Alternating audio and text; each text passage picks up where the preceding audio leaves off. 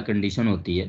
तो पहली बात तो ये कि सैंपल जो होना चाहिए वो लार्ज होना चाहिए। कंडीशन है कि किसी भी स्टैटिस्टिकल हाइपोथेसिस, मतलब ये जो काई स्क्वायर टेस्ट है वो एक स्टैटिस्टिकल हाइपोथेसिस टेस्ट है जिसका कंटिंजेंसी टेबल को एनालिसिस करने के लिए यूज़ करते हैं। तो वो टेबल क्या होना चाहिए, वो उसके लिए भी मेरी कुछ कंडीशन है काई स्क्वायर टेस्ट की। तो सैंपल क्या होना चाहिए, सैंपल जिसको स्टडी किया जा रहा है वो हमारा लार्ज होना चाहिए, और टोटल सेल फ्रीक्वेंसी जो है, टोटल सेल की फ्रीक्वेंसी जो है वो should not be less than 50 से कम नहीं होनी चाहिए, अधिक ही होनी चाहिए। ठीक है। और the member of cell should be independent, members जो सेल में जो वैल्यूज हैं वो भी इंडिपेंडेंट होनी चाहिए आपस में। ठीक है। और ये कहाँ पर यूज किया जाता है, this test is use to test significance of the discrepancy between theory and experiment. जब भी हम लोग ऑब्जर्व्ड फ्रीक्वेंसी, ऑब्जर्व्ड वैल्यू और एक्सपेक्टेड, इन दोनों में जो डिफरेंस आता है उसी का एनालिसिस करने के लिए, उसी को टेस्ट करने के लिए हम लोग काई स्क्वायर टेस्ट का यूज करते हैं। तो it helps us to find if the deviation of the experiment from the theory is just by chance और it is due to the indecency of the theory to fit the observed data. ठीक है। The theoretical frequencies of for various classes are calculated from the assumptions of the population. The significant deviation between the observed and theoretical frequency is tested by means of this test. Okay. तो फिलहाल हम लोग बात करें तो काई square test का ये हम लोगों का फार्मूला होता है, chi square is equal to observed frequency minus expected frequency O minus E का स्क्वायर अपॉन दिस ई, जहां पर ओ ई क्या है दिख सकता है यहाँ पे। ओ जो है ये ऑब्जर्व्ड फ्रीक्वेंसी है और ई जो है वो एक्सपेक्टेड या थियोरेटिकल फ्रीक्वेंसी है।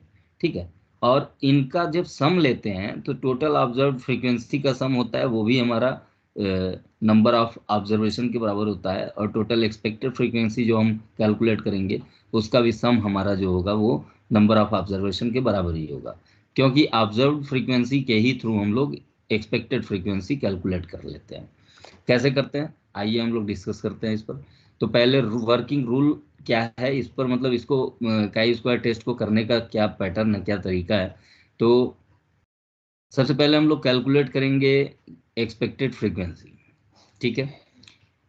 कैलकुलेट करेंगे एक्सपेक्टेड फ्रीक्वेंसी, उसके बाद difference between each observed frequency और एक्सपेक्टेड फ्रीक्वेंसी फाइंड करेंगे, इन दोनों के बीच का डिफरेंस फाइंड करेंगे।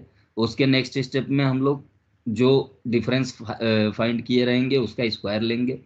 उसके बाद जो डिफरेंस का स्क्वायर हमने कैलकुलेट किया है उसको एक्सपेक्टेड फ्रीक्वेंसी से हम लोग डिवाइड कर देंगे। डिवाइड करने के बाद जो वैल्यू मिलेगी उसी को कहते हैं काई स्क्वायर। ठीक है। वो काई स्क्वायर की वैल्यू मिल जाएगी। अब ये हम देखते हैं कि ऑब्जर्व करते हैं कि काई स्क्वायर की वैल्यू जो होगी वो हमेशा ही पॉजिटिव होगी। ठीक है। और chi square will be zero if each pair is zero. जाहिर सी बात है, जब सारे के सारे पेयर में जीरो ही होगा तो काई स्क्वायर की वैल्यू भी जीरो ही होगी। ठीक है। और तीसरी चीज क्या नोट किया हम लोगों ने कि वो वैल्यू ऑलवेज पॉजिटिव है, तो जाहिर सी बात है जीरो और इनफाइनाइट के बीच में ही लाई करेगी। ठीक है। डिग्री ऑफ फ्रीडम की बात करें तो डिग्री ऑफ फ्रीडम कैसे कैलकुलेट करते हैं, तो if the data is given in the form of a series of variables in a row और column, then the degree of freedom is number of items in the series -1। लेकिन अगर जो ये तो किसी एक रो या किसी एक कॉलम के लिए कहा है, अगर जो आपका वैल्यू जो है, ऑब्जर्व्ड वैल्यूज जो हैं वो आपकी कंटिंजेंसी टेबल के फॉर्म में है, तो वहां पर डिग्री ऑफ फ्रीडम कैलकुलेट करने का फार्मूला है रो-1, मतलब number of row into number of columns -1। ठीक है। जब इन दोनों का प्रोडक्ट लेंगे तो जो वैल्यू मिलेगी वही होगी हमारी डिग्री ऑफ फ्रीडम की वैल्यू। ठीक है। आइए एक क्वेश्चन से हम लोग एक प्रॉब्लम से सॉल्व करके समझते हैं इसे। तो एक क्वेश्चन आपके सामने है कि the demand for a particular space part in the factory was found to vary from day to day. Spare part था एक्चुअली, हाँ।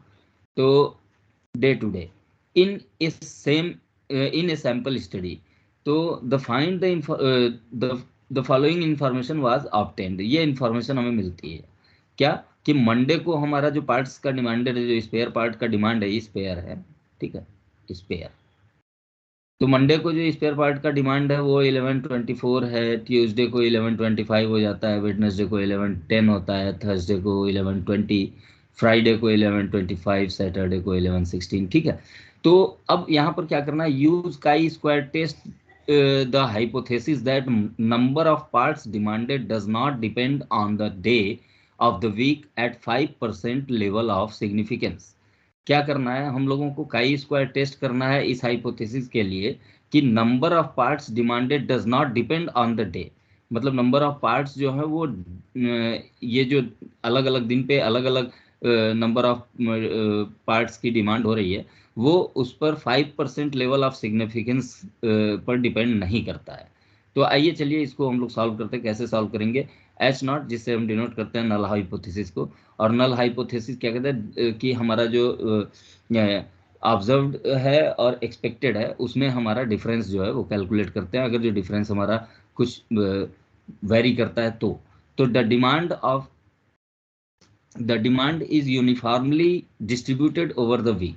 ये डिमांड है, expected frequency of the demand on each day क्या है, ऑब्जर्व फ्रीक्वेंसी हमारी दी हुई थी Monday को, ट्यूसडे को, वेडनेसडे को, थर्सडे, फ्राइडे, सैटरडे, ठीक है। और एक्सपेक्टेड फ्रीक्वेंसी ये हमारी दी हुई है। कैसे निकली एक्सपेक्टेड फ्रीक्वेंसी, जब ये टोटल ऑब्जर्व फ्रीक्वेंसीज का हम सम ले लेंगे, और टोटल ऑब्जर्व फ्रीक्वेंसीज का सम हमारा आया है 6720, और इसको हम लोग 6 नंबर ऑफ ऑब्जर्वेशन 1 2 3 4 5 6 से डिवाइड किया, तो ये आ गया हमारा एक्सपेक्टेड फ्रीक्वेंसी। अब जो एक्सपेक्टेड फ्रीक्वेंसी है वो तो सारे दिन के लिए एवरेज है, ठीक है, तो एक्सपेक्टेड फ्रीक्वेंसी सारे दिन का सेम ही रहेगा। ऑब्जर्व फ्रीक्वेंसी जब हम कैलकुलेट करते हैं तो ये ऑब्जर्व फ्रीक्वेंसी इन दोनों का डिफरेंस हमने निकाला।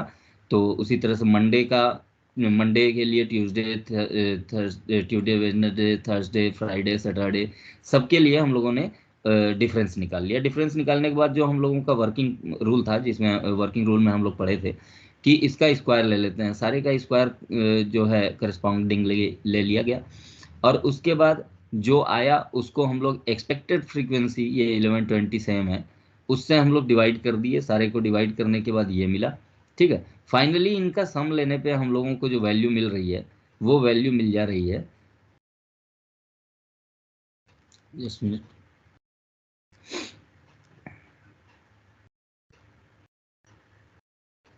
ओके।